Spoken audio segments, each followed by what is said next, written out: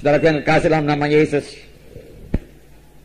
biarlah semua kita lapar dan haus akan kebenaran, lapar dan haus akan firman Tuhan, lapar dan haus akan kuasa Tuhan, lapar dan haus akan urapan Tuhan, lapar dan haus akan mujizat Tuhan, lapar dan haus akan hikmat daripada Tuhan.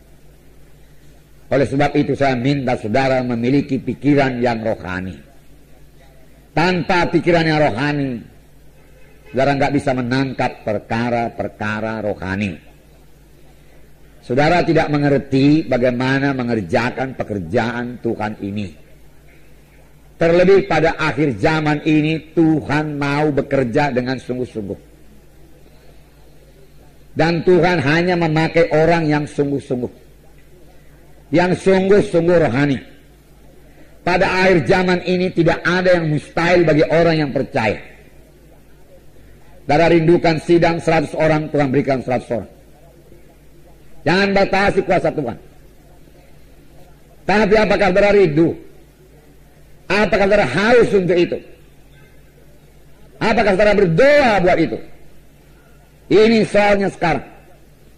Adakah kehausan? Sebenarnya kehausan lebih parah daripada kelaparan.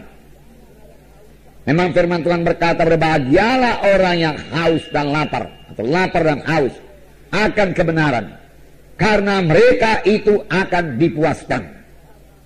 Berbahagialah orang yang miskin di hadapan Tuhan. Siapa yang mengaku miskin, ya, mereka lah yang punya kerajaan sorga. Miskin perkara-perkara rohani, tapi jangan miskin tinggal miskin, saudaraku. Miskin itu membawa kita minta kuasa, minta urapan, minta jiwa-jiwa. Miskin pelayananku Tuhan,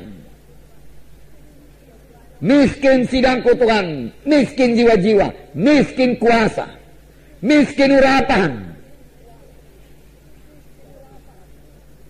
Tetapi maunya kita jangan miskin secara rohani, amin.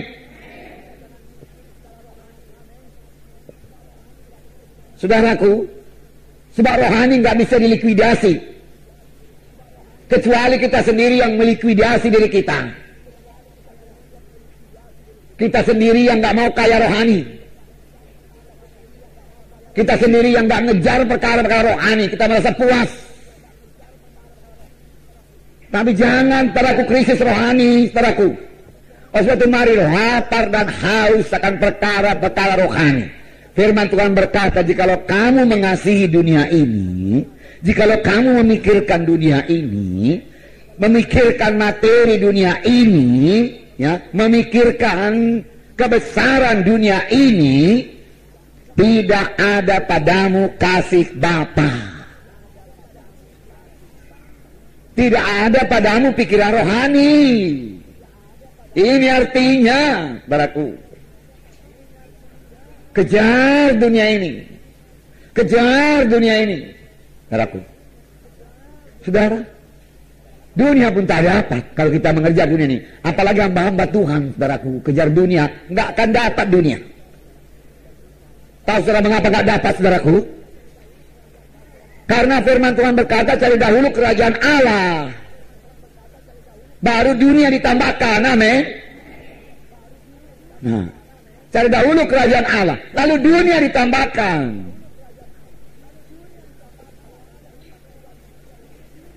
Kalau ada hamba Tuhan mengejar dulu dunia, saudaraku, dunia pun tidak dapatnya, apalagi rohani. Kejar kerajaan Allah, lalu dunia diberikan Tuhan. Amin, saudara. Ya, kerjakan sungguh-sungguh pekerjaan Tuhan, lalu dunia diberikan Tuhan. Amin, saudara. Nah, haleluya. Nah, saudara kita kasih dalam nama Yesus.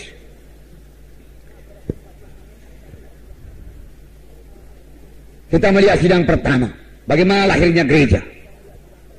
Gereja lahir dengan kuasa, amin. Gereja lahir dengan kuasa dan berjalan dengan kuasa dan akan diangkat dengan kuasa. Dan hanya gereja yang berkuasa, gereja yang menang, gereja yang suci yang diangkat Tuhan. Amin. Dan pada akhir zaman seperti ini, tanda-tanda akhir zaman, pada hari-hari terakhir, firman Tuhan bicara mengenai hari-hari terakhir. Amin, saudaraku. Hari-hari terakhir, ini sudah hari-hari terakhir, saudaraku. Zaman akhir sudah dimulai, saudaraku, waktu pencurahan Roh Kudus. Sebab Petrus berkata, pada hari-hari terakhir aku akan mencurahkan rohku. Amin. Dan itu sudah 2000 tahun yang lalu. Dan kemudian saudaraku, 2000 tahun kita ini hidup pada hari-hari terakhir dari hari-hari terakhir. Nah, apakah kita masih mengejar dunia? Hari-hari terakhir dari hari terakhir, tanda-tanda akhir zaman sudah genap lah ini, saudaraku. Banyak sekali sekarang orang Kristen berdoa. Kalau ada keributan kita nggak bisa menginjil, saudara. Nggak bisa seperti ini. Makanya perlu berdoa. Firman Tuhan juga berkata, berdoalah buat pemerintahan, supaya kamu memperoleh pemerintahan yang baik. Firman Tuhan berkata, kita harus berdoa supaya pemerintahan kita pemerintahan yang baik.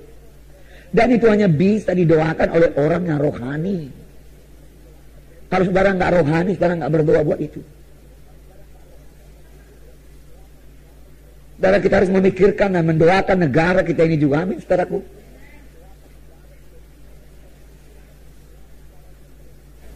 Tetapi saya mau mengatakan pada saudara, belum terlambat kalau kita ini semua orang-orang rohani. Amin. Tapi kalau kita masih mengejar kepentingan diri kita sendiri, saudaraku, kita akan ambruk, saudaraku. Pelayanan saudara juga akan ambruk. Marilah mulai berkorban. Marilah mulai percayai kuasa Tuhan, mujizat Tuhan. Berapa banyak mujizat Tuhan terjadi dalam kebaktian kita. Saya sungguh sadar, saudaraku.